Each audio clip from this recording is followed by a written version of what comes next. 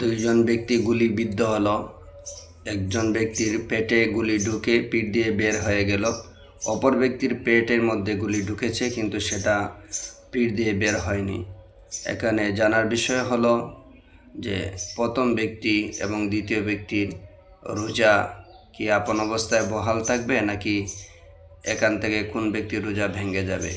উত্তর হলো যে ব্যক্তির পিঠ দিয়ে গুলি বের হয়ে গেছে ওই ব্যক্তির রোজা আপন অবস্থায় বহাল থাকবে, কিন্তু দ্বিতীয় ব্যক্তি যে ব্যক্তির পেট দিয়ে গুলি ঢুকেছে এবং পিঠ দিয়ে বাইর হয় নাই ওই ব্যক্তির রোজা ভেঙে যাবে।